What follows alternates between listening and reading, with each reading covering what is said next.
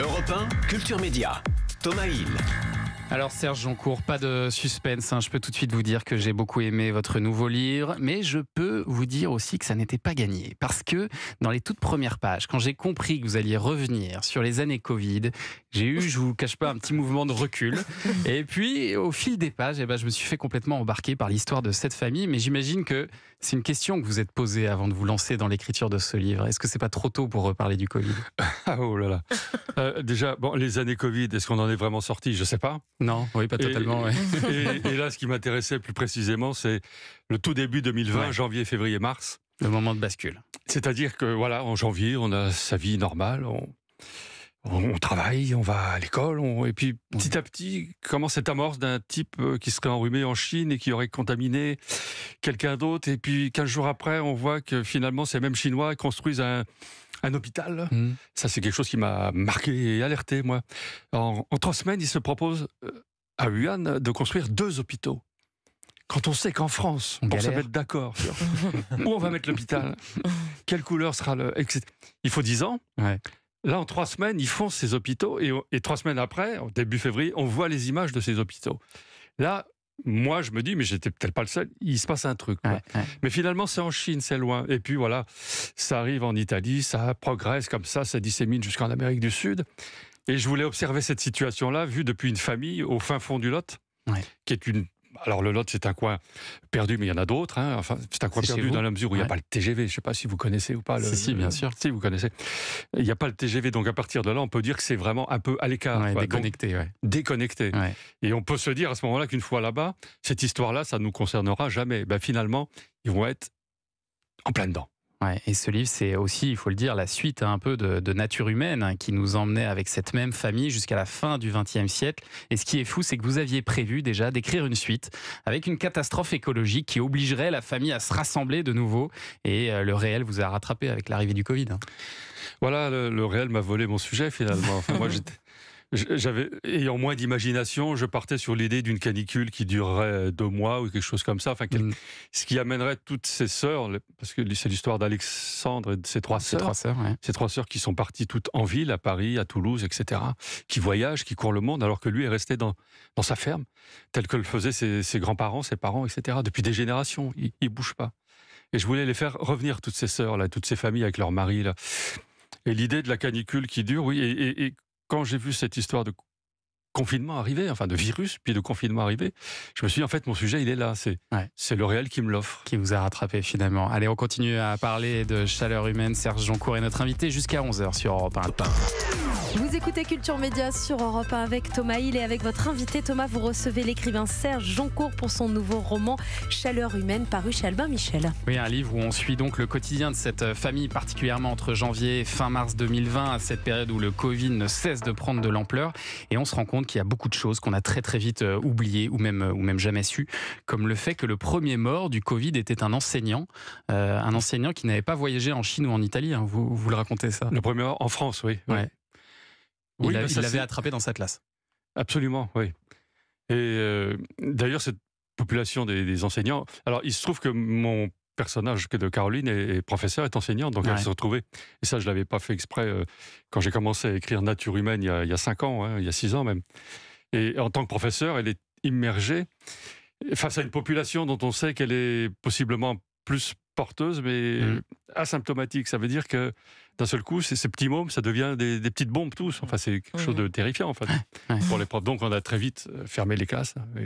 J'imagine que vous êtes beaucoup replongé dans les actualités de l'époque. Il y a un travail d'enquête avant l'écriture. Alors, moi, je prenais des notes au fur et à mesure, consignant un peu ce réel, notre quotidien, comme étant une sorte de science-fiction, enfin, tout à fait improbable, quoi. Et puis, c'est vrai qu'après coup, je suis revenu sur des... c'est très facile aujourd'hui, avec Internet, de revenir sur tel spot d'info, tel JT, telle émission... parce qu'il y a une émission comme ça qui devait être... c'est la soirée électorale des municipales qui devait être une émission politique, avec des politiques qui venaient parler de politique. Et puis en fait, il y a un médecin, et puis un autre qui arrive, et puis finalement, on ne parle que contamination, virus. Et là, j'ai senti que le monde, enfin notre monde, basculait dans autre chose. Donc ça, je l'avais en tête, mais la retrouver, cette émission, c'est possible aujourd'hui en cherchant sur Google. Ça, c'est formidable. Et alors, ce titre, Chaleur humaine, c'est parce que les personnages de ce livre vont vite ressentir la chaleur humaine, cette fratrie donc composée de 3 sœurs et d'un frère. Le frère, lui, il est donc resté près de ses parents dans une ferme du Lot. Et les 3 filles, elles vivent en ville, chacune avec 3 styles de vie très différentes. Et puis, elles vont toutes revenir près du frère, en fait. Elles ont besoin de sa chaleur, finalement, pour essayer de survivre dans ce moment difficile, quoi. Disons que ce frère qui est resté à la campagne, c'est un peu le ringard de la famille, on va dire, celui qui... c'est un peu ce regard qu'on avait sur le monde paysan dans les années 90, au début des années 2000, complètement déconsidéré ce monde agricole. D'ailleurs, on savait même plus très bien que les pâtes qu'on s'est mis à stocker, parce qu'on s'est mis à stocker les pâtes et le papier toilette. Pourquoi, je ne sais pas, il faudra psychanalyser tout ça. C'est toujours le grand mystère. C'est toujours un grand mystère. Mais c'est là qu'on s'est souvenu que les pâtes, c'était fait avec du blé, et que ce blé, c'est le truc qu'on voit quand on prend le train qui pousse, là. C'est ça. Mais qu'en fait, un agriculteur passe ses journées à faire pousser pour qu'on puisse en faire des pâtes ou autre chose, quoi. Et donc, il y a comme une forme de reconnexion aussi à ce monde agricole. Donc mes 3 sœurs là, vont retrouver Alexandre, parce que lui, il est toujours dans cette ferme qui n'a pas bougé depuis les années 70, avec la même peinture véraniste dans la salle de bain, enfin des choses dont elle se disait, j'y foutrai plus jamais les pieds. Mais en fait, elle s'y jette comme un secours, comme une planche de salut. Sachant que quand même, une fois qu'on se retrouve là tous les 4, il faut s'entendre. Il faut s'entendre, mais surtout, il ne faut pas trop se parler, parce que si on se parle, on se contamine. C'est ça. Ah oui, c'est vrai. Donc la chance qu'elles ont, c'est que leur frère est un taiseux. Il ne parle pas beaucoup. Oui, il parle pas beaucoup, Et alors, au-delà de l'histoire de cette famille, c'est aussi une réflexion sur les dérèglements du monde, sur la nature, que vous proposez, Serge Joncour. Vous faites de l'éco-réalisme. Expliquez-nous ce que c'est l'éco-réalisme. Alors, c'est simplement le fait... C'est pour ça que je commence à écrire Nature humaine et Chaleur humaine. C'est sur cette forme de ce changement climatique dont on nous abreuve, finalement. On le projette pour dans 2 ans, il y aura 2 degrés de plus. En 2050, il y aura...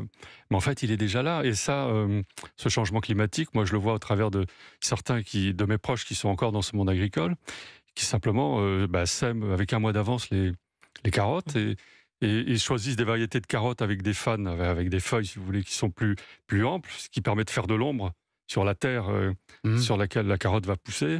De la même façon, les pommes de terre sont plantées 1 mois en avant, enfin tout ça. Quand le lilas sort, c'est ça. Quand le lilas sort, oui, le lilas qui fleurit, c'est un peu... Moi, j'ai toujours cette image de mes grands-parents, quand le lilas fleurissait, c'est comme une sorte de...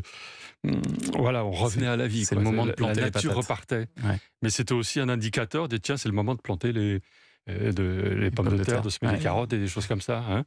Et bien, ce mouvement-là du monde, qui se fait indépendamment du calendrier, il s'est avancé d'1 mois, de la même façon qu'il y a de moins en moins d'eau dans telle ou telle rivière, alors que moi, je m'y baigne depuis qu'on est enfant, que certaines forêts dans lesquelles on se trouve, on voit bien que les chênes ont des feuilles de moindre amplitude, qui sont souvent dévorées par les... Mais enfin bon, tout ça, ce changement-là, il est là.